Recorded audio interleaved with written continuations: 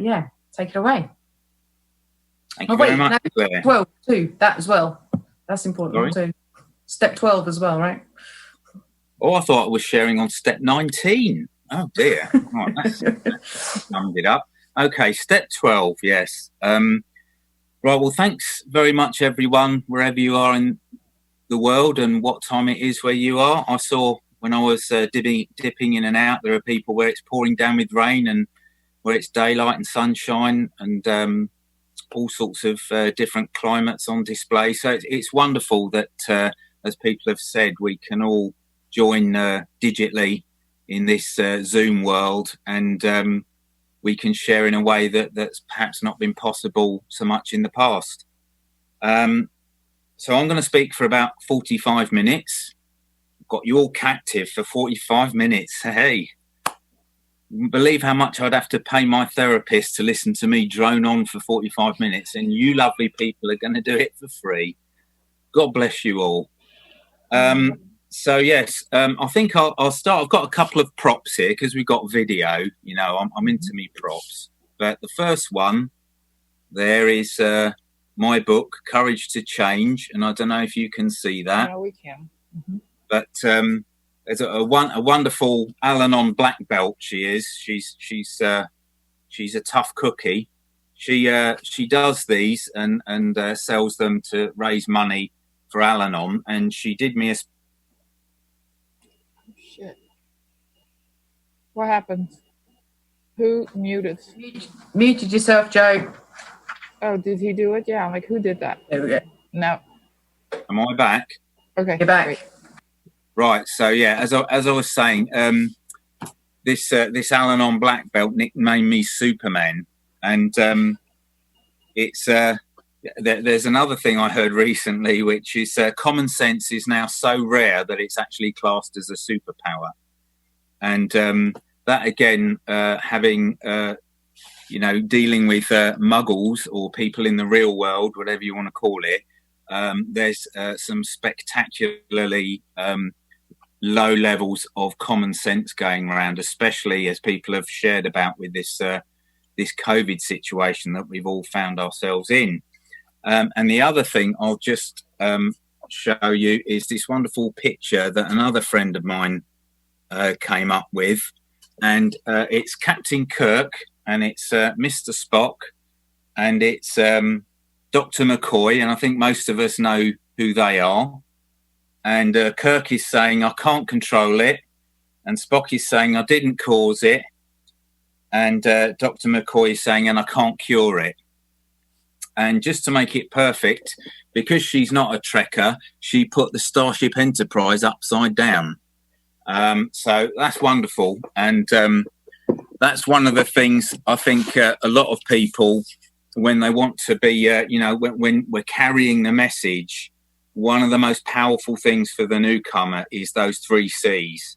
You didn't cause it, you can't control it, and what's more, sunshine, you can't cure it. And I didn't like to hear any of that, but I kind of understood quite readily what was being said, even though I didn't like it. So a little bit about me. I grew up in a problem drinking household. My father was an alcoholic to the day he died, unfortunately.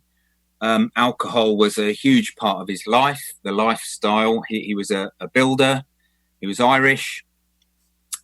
He navigated via pubs, so he didn't need a GPS or a sat-nav. He used to know his way around by one pub to the next. And I grew up in that household, and it was like most of us, it was the only one I knew, so I didn't know if it was a good or a bad or somewhere in between childhood. But it affected us all differently. I was one of 3 children, and I'm also an identical twin.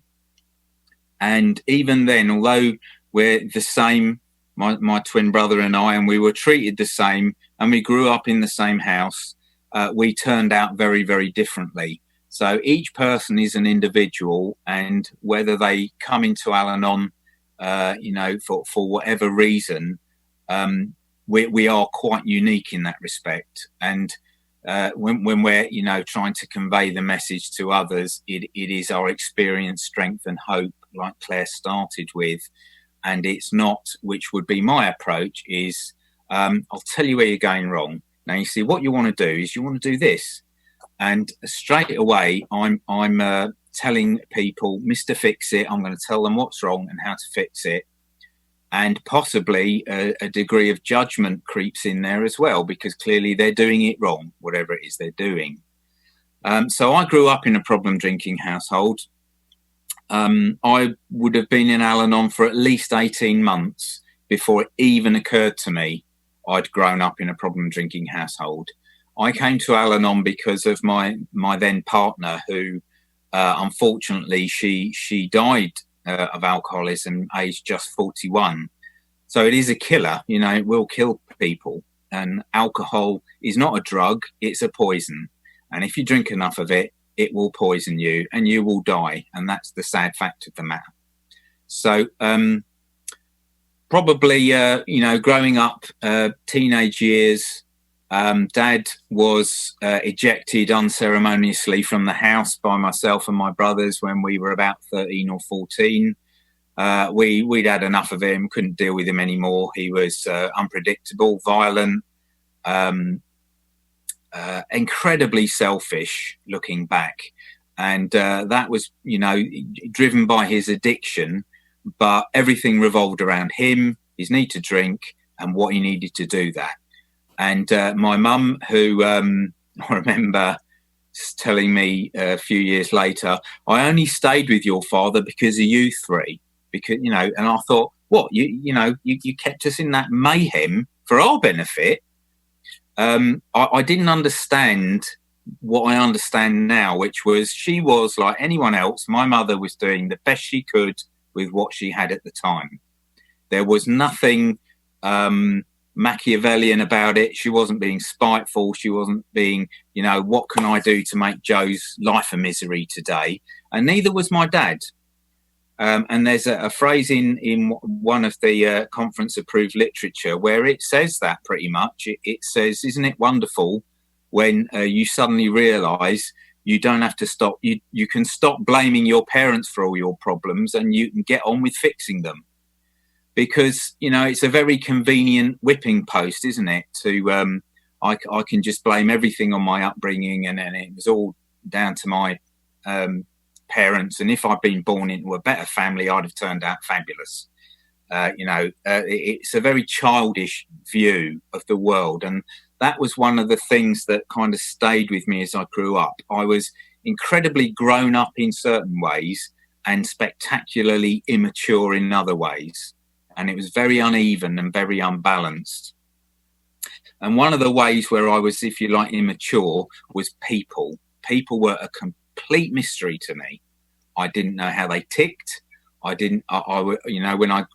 I was growing up, the game plan was, where are your exits and, get ready for the unexpected and stay awake because funky shit will occur when you least expect it.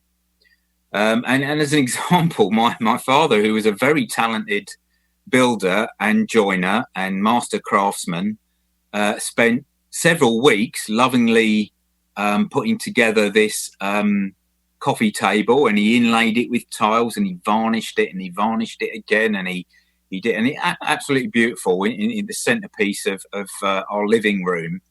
And he walked past it, whatever he was doing, and he hit his knee on the corner. He just nicked his knee on the corner. And, in a fit of anger, he happened to have a hammer in his hand, whatever he was doing. And he smashed this coffee table to 1,000 pieces, having spent weeks putting it together. And that was the kind of strange, when we went to other school friends' houses, there wasn't quite so much of that going on. There wasn't quite so much screaming and shouting going on. And it wasn't so chaotic, and there wasn't all this constant what's going to happen next. So I grew up with, on one hand, a very overdeveloped sense of responsibility and duty. I felt the house needed cleaning and hoovering, vacuuming, and that even before I hit double figures, 8 or 9 years old, I was trying to keep the house in some sort of order because my mum was dealing with my father, among other things. So yeah, it was. I took on a lot of these adult responsibilities at a very young age. And then when I grew up, I carried on with those, and I was the caretaker. I was the one that made sure all the drunk people got in the taxi and got home. I was the one making sure that the drunk girl on the nightclub floor making a fool of herself actually got home safe and sound. And I was a Mr. Fix-It and a caretaker. And I just carried that behaviour into adult life. But then on top of that, I was very immature in other ways. And as I said, people were a mystery to me. And I don't really know how I'd have turned out, because I wasn't any good in school either. I didn't like school. I was at a Jesuit school run by Jesuit priests, so-called stormtroopers of God, in their black flowing capes and their overdeveloped sense of religion, perhaps I could call it. But I didn't like it. I didn't warm to it, and I couldn't wait to leave. And it was sort of 1980, 81. We Don't Need No Education by Pink Floyd was ringing in my ears.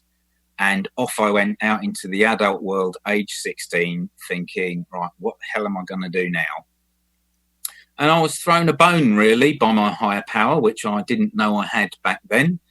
But as I showed you before, the old Star Trek, I had a fascination with technology and the future, and along came these strange little contraptions called computers, and I was fascinated by them. And that was the one thing at school I actually was absorbed with, was this ancient teletype under the stairs at the secondary school where I went to, and it was connected to the Middlesex Polytechnic. And I'll never forget, I walked over to it and I typed hello and hit the return button, as we've all done countless times on laptops and whatnot. And after a few seconds, it whirred into life, because it was like a typewriter. It whirred into life and it typed hello ? Back at me. And I was absolutely bowled over. I thought, this is amazing. This thing's communicating with me. And for someone who had an inability to communicate with humans, that was an out. I just jumped into that. And I very quickly learned, age 12, 13, what BASIC was, a basic programming language. And it stands for Beginner's All Symbolic Instruction Code. And I remember that from when I was 12 or 13. I cannot remember anything about if I have to go somewhere. Sat-nav is the greatest invention known to man, because you're going to hear it now. I'm a man who doesn't know where he's going, and I have to ask directions. Because I haven't got a clue. It just doesn't sink in. Other things do. I'm not a great navigator, and I'm so glad for Google Maps and all its ilk, because it saved me so many times. I remember once going to share a meeting in Northampton, and I got lost. And this was before sat-nav. I got totally lost. I had no idea where I was. And that was one of the first times where I think I probably had a spiritual awakening of sorts, because I just said, all right, God, all right, if you're there, tell me where this meeting is, because I give up. I have no idea. And I drove around aimlessly, and I turned up at the meeting with 5 minutes to spare. And I'm not making that up. That actually really happened. And like so many things, these spiritual awakenings kind of creep up on you. They're not there. It's not like, I'm going to have a spiritual awakening next Tuesday. I can feel it. I can feel a spiritual awakening arriving. It doesn't happen like that. They happen when you least expect it, and sometimes perhaps when you most need it. And there's another thing. It's a line from a film, and it was an alien, and he said, "You're a strange race, you humans. You're always at your best when things are at their worst." And I never forgot that, because I think that relates as well to higher powers. They're not going to jump in for the mundane. We're not going to find out they're there because I've put the wrong sock on and I've got two different coloured socks. That's my job. That's up to me. That's my part in the deal. But that doesn't mean to say that those so-called coincigods or inner hugs or God incidences or whatever they are not there lurking round the corner to delight and surprise us all. So I grew up into adult life with a problem drinking father who, had gone out of my life pretty much from the age of 13. I tried to continue having a relationship with him, but it was very difficult, especially when my mum just said, well, if you're going to continue to see your dad, you're no son of mine. So that was really, bringing out the big guns, so to speak. And I thought, well, that's it then. I've been given an ultimatum, rightly or wrongly. So I kind of concluded. But to be honest, if I'm being honest, and this is an honest program, that was an out. I was kind of quietly glad because I was fed up, trolling around darkest Tottenham in North London trying to find the latest dive he'd landed in, and how he'd just spend the next 2 hours moaning terribly to me about how awful it was and how awful my mum was and blah, blah, blah. And it was just poor me all the time. And it just got very tedious when you'd heard the same heard the same story again and again. I remember he had a dog, Toby, and he bought this dog to guard the tools that was in the back of his van. And someone came along and nicked the van, the tools, and the dog. He lost the whole lot. And I'm trying not to laugh, and he's trying to tell me this awful story of woe. And I just was so fed up with it. I just thought, I'm just bored with it now. I got an out, and I didn't have anything more to do with him, really, and he didn't have anything more to do with us. And 30-odd years later, I get a phone call from my uncle, my dad's older brother, saying, your dad's in hospital, he's not coming out, and if you want to go and see him, now would be a good time. And that was on New Year's Eve, 3 years ago. And New Year's Day, several hours later, he died. He died in hospital, and I never got to see him.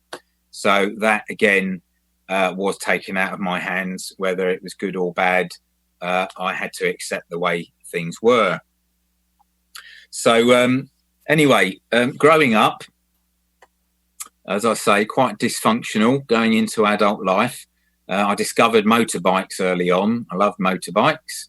And despite my brother crashing his bike and spending 5 months in hospital getting his leg rebuilt, it didn't seem to concern me.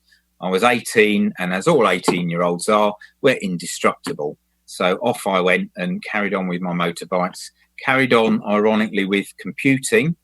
And although I had no real formal education, I excelled at computers. I excelled at that particular technology, and thankfully made a career out of it. So life was okay, I had a very keen sense that money was important, that, money made the world go round, and that, that money made life a lot easier. And I think, as Michael Caine famously said, money can't buy happiness, but it doesn't half help.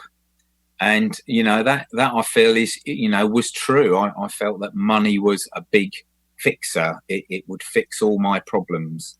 And, of course, it didn't. As you know, it can help, but it's not the be all and end all. So as I went through adult life, again, people were a mystery to me. I kind of had a facsimile. I had a game face, perhaps, that some of us do, and I could look like I knew what I was talking about. I could look like I fitted in, and I had this ability to just be a chameleon and just adapt to whatever the people around me were like or what they were doing, and kind of fit in. But I was relatively anonymous as well. I was, not much of a talker, not much of a conversationalist, and I certainly wasn't, the life and soul of the party, which is another thing that kind of changed somewhat, having found Al-Anon, because I was at a convention up in Scotland many years ago, at the Erskine Bridge Hotel, I remember. And I was asked to share there as well. And, you know, giving, as people have said already, you know, get an opportunity to give back and to do service. I always try, if I possibly can, to do that. And I remember I shared on the topic of love, Love, love. And it was, you know, I don't know how many hundred people were there at this hotel. And I was in the hotel room waiting to go down. And again, I said to myself, right, okay, God, if you're there, I could really do with your help and support now, because I've got to go down and speak in front of hundreds of people and sound like I know what the hell I'm talking about. And I was staring out of the bedroom window, and it's pitch black, and we were near there was a sort of canal going out from the sea and into the city, and I just felt a strange calm. I just felt a strange it'll be okay feeling come over me. And that, you know, again, that spiritual awakening that, yes, there is a higher power. And yes, Joe, if you stop mucking about with the controls for a second, he might be able to fly your life a bit better than you've been doing it, and let him get on with it for a change. But, you know, that relinquishing control is scary for a control freak. You know, there's another phrase in Al-Anon I really like, which is relax, nothing is under control. And, you know, these strange little sayings that surface from time to time that make Joe think for a second and take pause for thought. So here I was sharing in front of these people, and it was fine. It was absolutely fine. And the other thing I didn't expect, and it is, you know, with the COVID world we're in now, but what I didn't expect was the Scottish Al-Anon Brigade are a very huggy type of Al-Anon, and they love hugging each other. And I didn't do hugs. I didn't know about hugs. I didn't grow up in a tactile family. We didn't do hugs. And when I came down off of the where the speakers were with everyone else, they were grabbing everyone, for want of a better word, and sort of passing you around in this strange sort of hugging contest. And I felt really uncomfortable, but also very, very welcomed. And it was a strange feeling. It was a strange feeling of discomfort and feeling of belonging. And I think that was a very powerful. And I think, you know, hugs have a power all their own. And it's a dreadful shame that at the moment, you know, they're not possible, because it's not a tryst. It's not a romantic thing. It is a comfort. It is a display of affection. And, you know, it is something that I very quickly, you know, fell into line with. And I'll hug a lamppost. You know, I don't care. I'll hug anything now, yeah, as long as, you know, that it's safe to do so. So, yeah, that again was another kind of spiritual awakening that you know, you could hug someone, and you could, you know, you could enjoy yourself. You could let your guard down, Joe. You don't have to be on duty 24 hours a day for the unexpected disaster to happen from a childhood that's years in the past and from a father you don't have anything to do with. So it was quite hard to unlock that preconceived behaviour from the reality of where I was in the present day.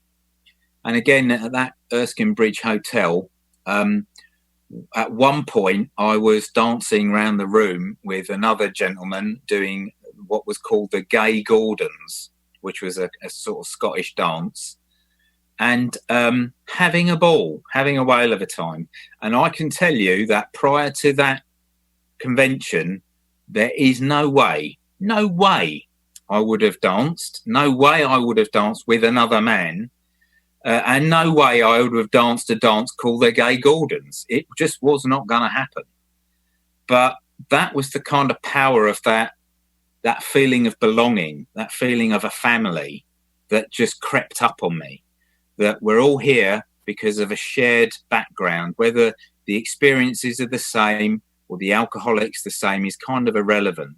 We're all here because there's that communal feeling of recovery and of trying to get on with things and make for a better tomorrow. And although, we don't have the promises in Al-Anon, as far as I know, they have the promises in AA. And I've got I've got in my book the promises, and just there's one in particular which is the best is yet to come. That is the one that kind of stuck with me. The best is yet to come, because there will be bad times. There will be challenges in life. None of us are going to go through life without any upset or challenges or difficulties. And that was another spiritual awakening for me. That yeah, Joe, you will have problems. I was diagnosed with cancer. I had that cancer dealt with, and it hasn't reoccurred, and I've got on with my life. But I remember being in the consulting room where this little girl who looked about 12 years old was prodding me and said, "Oh yeah, that's definitely cancer. You've got cancer." And I was like, "Oh, hang on, what? I've got what?" And I was expecting to sit me down. "Oh, Joe, I've got something to tell you, mate. Brace yourself." But it didn't happen like that. She just said, "Yeah, you got cancer." So expectations, I've learned again that, expectations can be dangerous things. They can be, resentments in waiting, can't they?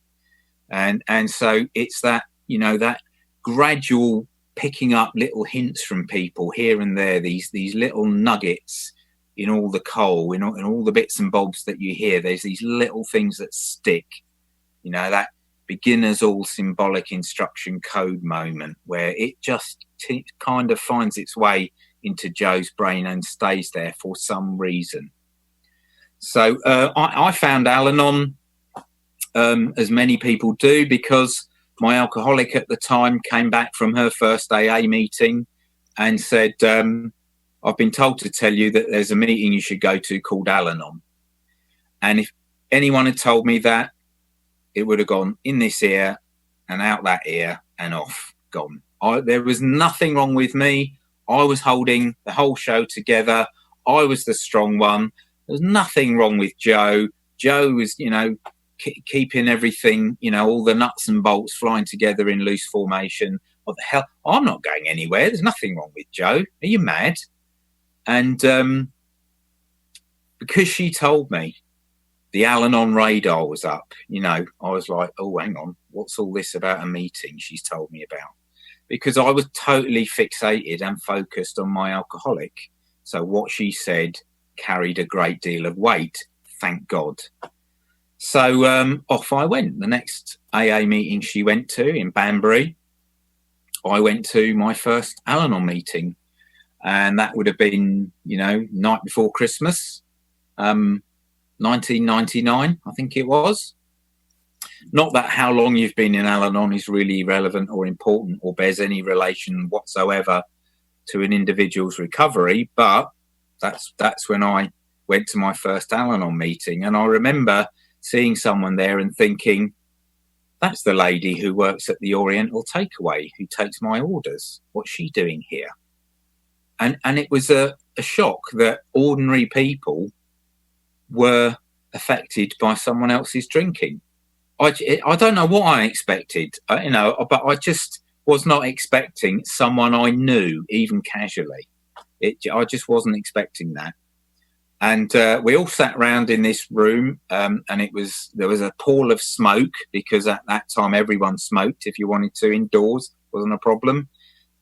You could smoke if you liked, and they were all these comfy old armchairs and sofas that had seen better days, but we all sat there drinking cups of tea and smoking in these comfy chairs. And there was this lady opposite me, and as it was Christmas, and as some people refer to Christmas, it's the Al-Anon Olympics.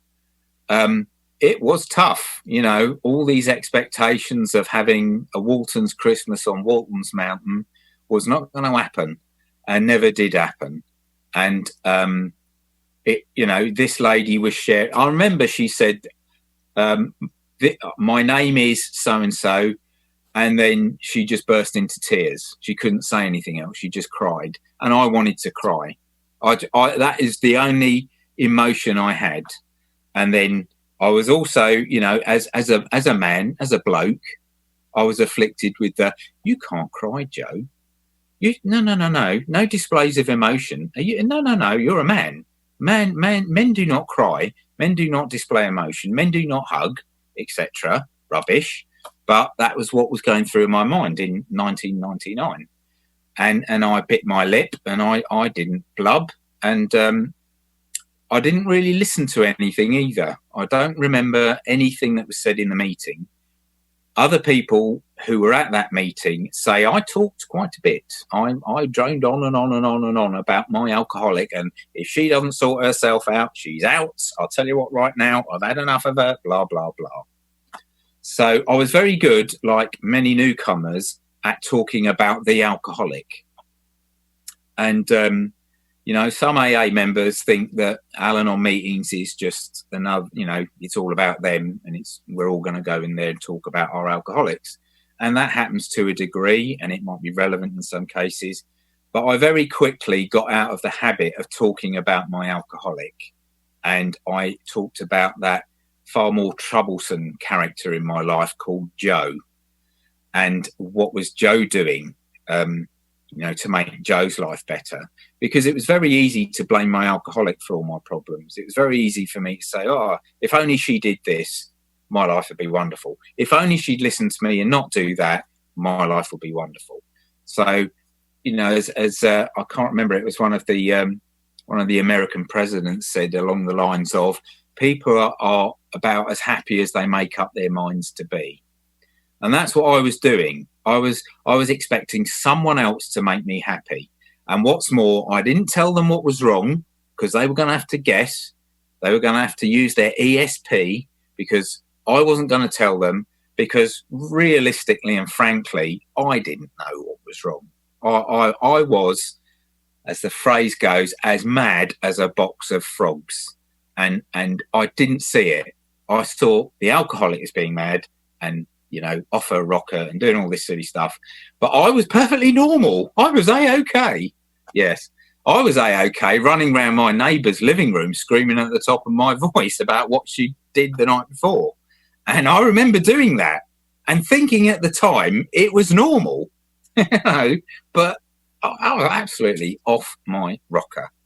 So thank God I found Al-Anon. And thank God I listened, and thank God I have picked up some of the tools of the trade, so to speak, that other people have shared about. Sponsorship. Wonderful. I heard someone saying about, it's a bit like learning to ride a bike by reading a book. You can do it, but it's going to be awful painful and you're going to fall off a lot. But, if you want to go do the steps without a sponsor, that's fine. Crack on with that. But, most people, it's suggested, get a sponsor, get someone who's not a self-recriminating, criticizer like me, because I'm my own worst critic. I will second guess everything that I've done, everything that I've said. I'll ruminate over it. I'll regurgitate it from years ago, and I'll sit there chewing away on something I did or didn't say forever. And I have got a sponsor, thankfully. And he's, in my view, he's a father figure. And he used to come out with some wonderful things, like I'd be asking him for an answer to my question, tell me what to do. And of course, as all good sponsors, they don't tell you what to do, which I found hugely frustrating to start with. And he'd say something like, Joe, you're exactly where you're meant to be in space and time. That was it. And I'll be, well, that's not an answer. I want a yes or no here. I don't want weird stuff. I want an answer. And he'd say, other things along those lines. And, really, it was just a safe place to find out who I was and how I ticked without that judgment that families can be very good at telling you where you're going wrong and what you should do. Just leave her. She, job done. What's your next problem? Just leave her. Just walk away. Simple. Very easy. Next problem. And so you didn't get an answer that was any use from the muggles, or, you know, the earth people, as someone called them in another meeting I went to. And sponsors don't give you answers. You work through the steps and you find your own answers, because you're the only one that can come up with an answer to your questions. And then that, you know, that carrying the message. A newcomer arrives, I'm carrying the message. You know, it doesn't mean go up to a stranger in the supermarket car park and tell them how brilliant Al-Anon is. I've tried that and it doesn't work. You know, it isn't a good plan. It just doesn't work that way. I'm not trying to, you know, sell encyclopedias or anything like that. The carrying the message that I found worked best, not that I was trying to make it work, is demonstrating, as it says at the end of it, you know, practicing these principles in all our affairs. And that practicing is important. It doesn't say do perfectly all the time forever, or your higher power will stab you in the face with a fork. Principles in all our affairs. It doesn't say that. It says just practice them. Just try and keep doing it. Try and get better. Practice. It's not about perfection. It's about practicing these principles in all my affairs. Not just, you know, don't just treat all the Al-Anon, you know, go and hug all the Al-Anon members and then punch the next stranger you see in the face because you don't like the look of him. That isn't practicing these principles in all our affairs. And someone else said very recently about, you know, if you're looking at the alcoholic, imagine that you're looking at them through God's eyes. Take yourself out of the equation. You know, remove myself and my behaviour from the reality of another human being suffering with an addiction. I don't have to judge them. You know, that it isn't for me to judge anyone, and that includes myself. So, you know, that carrying the message to me is more subtle. It's about how I behave, how I conduct myself. And I remember being at an airport once, coming back from holiday, and we'd kind of struck up a kind of a holiday friendship, as you do, with this older couple. This was with my alcoholic. And when we were at the airport to go home, this retired lady was in a terrible state because her husband had been drinking non-stop since before they left the hotel, and she was terrified that they weren't going to let him on the plane and they'd be stuck here, and what were they going to do? And I just walked over and quietly spoke to her about, don't worry, they're not going to leave a drunk person here in the airport where he's their problem. They are going to get him on that plane if they have to carry him, because then he's someone else's problem. And that is exactly what happened, that they, you know, almost frog marched him off onto the plane. And another passenger came over to me and said, that was amazing how you did that, how you were so calm and you were so reasoning, and you brought the situation down to manageable levels and whatever else. And it, you know, it's simply because I treated him like a human being and I treated her like a human being, not like an irritating annoyance at a departure lounge, which I could well do without. So that Al-Anon message, those practicing those principles, it's about, you know, trying to weave it into every part of my life, everywhere where I deal with these mystery, you know, these mystery people called human beings. The spiritual awakening bit, as I've said, it's wonderful when it happens, you know, and there was another bit I vividly remember when we were buying the house we're in now, and, you know, I'm in the man cave here, and it was all pretty fraught, as these things go, you know, when you're buying and selling a house and everyone's trying, and there's a chain and this person can't buy and that person's got a problem, and it was all very fraught. And again, I just had this quiet little insistence, not a voice, but an insistence. It's all going to work out, Joe. It's not a problem. It'll be okay. Take your hands off those bloody controls that are not connected to anything anyway. Just let me get on with it. It'll be fine. And it was. And literally, I couldn't sell my house. It was 2 weeks before Christmas. We had to sell my house to pay for the other house we were buying, or we'd have to organise some sort of a bridging loan. And what we'd have 2 empty houses. It was just panic. And then I got a phone call out of the blue from the estate agent saying, we've got a cash buyer. They want to move in before Christmas. Just like that. And it happened when I had decided that the house wasn't going to sell before Christmas and I'd have to figure something out. Ring, ring, ring, ring, ring, ring, ring, ring. Hello? And it was the estate agent. We've got a buyer. And that was it. And it's that, that having had that spiritual awakening and reacting and adding to my repertoire, if you like, for the future, that reinforcement that I am not the person duty bound just because my childhood suggested that I was. I'm not the person that has to come up with all the answers. That we're all here for a common purpose. It is not a self-help program. We do not get a book and get told to go off and read it and fix ourselves up. We're all here to support each other in whatever way possible to get to our own serenity, whatever that might be. And that's the message I'm trying to carry. And I'm doing it by practicing the principles, the 12 steps, the slogans, the behaviors, the little nuggets I've heard from other people that have shared that I've never forgotten, that have all added to my recovery. And it's an ongoing thing. I can go right back to step 1. I can go right back to the illusion of control instantly. But now it doesn't last for as long. I'm not stuck in that world perpetually wondering what the hell is going on and why is nothing Joe does working. It's not like that anymore. And I think I've just about run out of time. So if I have, and I think I'm tail end Charlie, as we say, I'm the rear gunner on the World War II bomber, dealing with the fighter planes, I like to think.